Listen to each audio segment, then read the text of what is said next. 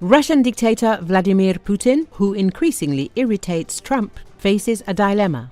He can't get quick results on the battlefield in Ukraine, so he's resorting to diplomacy. And he's doing so despite the fact that the US president doesn't want to support the war, may refuse to provide intelligence to Ukraine, and won't approve another major military aid package for Kiev. John Lough, an expert at the new Eurasian Strategies Centre and the Russia and Eurasia Programme at the British Chatham House, spoke about this in an interview with the Telegraf. He explained whether Putin could use the diplomatic process to achieve his goals more quickly. I think he himself is not completely sure. If he continues military actions, then the diplomatic component with Trump will be more difficult to implement. But at the same time, the experience of diplomacy, let's remember the Minsk agreements, shows that it does not give him what he wants, says the political expert. If Trump continues to talk about the need to stop the killings, he will still look like a weakened figure. There are already voices, including in the UK, that Trump has failed in his attempts to bring peace to Ukraine. Although there is an argument that such a conclusion is premature, the political scientist continues. It is quite possible that Putin really wants to find a way out of this situation faster than we think, because he is under pressure. This is economic pressure, and problems in the Russian army, the defense industry, is not in the best condition. At the same time, he is dealing with the pressing Z-patriots.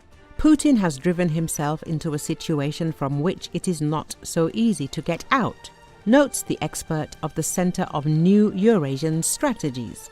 He reminded us that if Putin keeps fighting and we see more civilian casualties from airstrikes, it will be in the news. It will be increasingly difficult for Trump to deny this approach has not worked.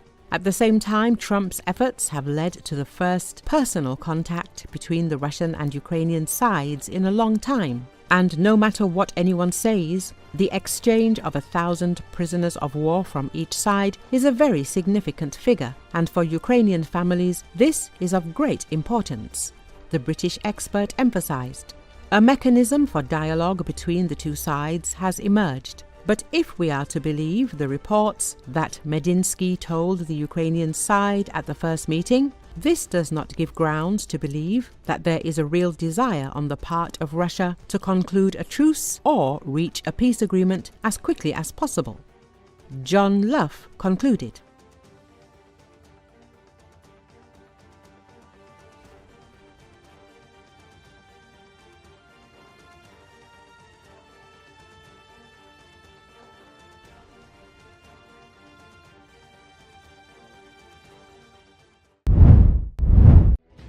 The transfer of units from the Donetsk region to the borders of the Sumy region may indicate a new military strategy of the Russian army. This was reported by the American Institute for the Study of War. It is noted that the recent demand by Russian President Vladimir Putin for the creation of a buffer zone by Russian troops along the interstate Russian-Ukrainian border, as well as the ongoing efforts to completely seize the territories of Luhansk, Donetsk, Zaporizhia and Kherson regions, ignore Russia's existing restrictions and emphasize Putin's intention to expand his territorial claims. The report cited information from Ukrainian military analyst Konstantin Mashevets. On Monday, May 26, he noted that the Russian military command had recently redeployed units of the 752nd Motorized Rifle Regiment and the 200th Motorized Rifle Brigade to reinforce the Russian grouping leading the offensive in the north of Sumy Oblast. According to Mashevets, units of the 200th Motorized Rifle Brigade are operating near the Ukrainian village of Vladimirovka and in the village of Gordievka. At the same time, units of the 752nd Motorized Rifle Regiment have been operating in the directions of and Lyman since at least mid-2024. ISW noted that since mid-2023, they have recorded the participation of units of the 200th Motorized Rifle Brigade in combat operations in the Bakhmut, Chasiv Yar direction, which is a priority for the Russian command. The institute also received reports of Russian presence in Chasiv Yar as of May 6. At this time, experts have no further confirmation of the activities of these units in the northern part of Sumy Oblast, but will monitor further reports. Analysts have previously noted that the inability of Russian forces to break through Ukrainian defenses west and southwest of Chasiv Yar undermines Russia's ability to prepare large-scale offensive actions against the town of Kostiantynivka and the broader Ukrainian defensive line. The institute does not rule out that the redeployment of troops from the Chasiv Yar area indicates that the Russian command may be planning to delay the offensive on Konstantinovka. This confirms the current ISW assessment. Russia does not yet have sufficient operational reserves to simultaneously conduct offensive actions in several directions. The decision of the Russian command to withdraw troops from this direction may indicate an intention to simultaneously continue the advance in the Donetsk region and create a buffer zone in the north of the Chernihiv, Sumy and Kharkiv regions. The command may believe that in the northern part of the Sumy region, Russian troops have a better chance of achieving significant advancement than at Chasiv Yar, the report says. ISW previously suggested that Putin likely intends to use the buffer zones in the northern Sumy and Kharkiv regions to justify expanding his territorial claims to Ukrainian lands beyond the traditional claims to the Luhansk, Donetsk, Zaporizhia and Kherson regions.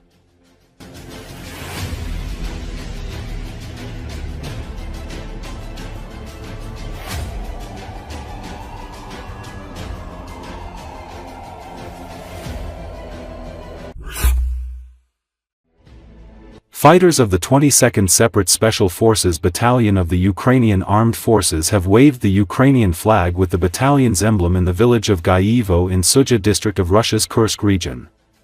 The footage was shared on Telegram channels. Ukrainian fighters placed the flag attached to a drone at the highest point of the village, on a communication tower. It should be noted that the Ukrainian army launched surprise incursion into Kursk region in August last year and managed to hold positions there for a long period of time. Russia claimed in late April that the Ukrainian army was completely withdrawn from the border region. However, Kiev denied this reports, stressing that the military operations in the region were continuing.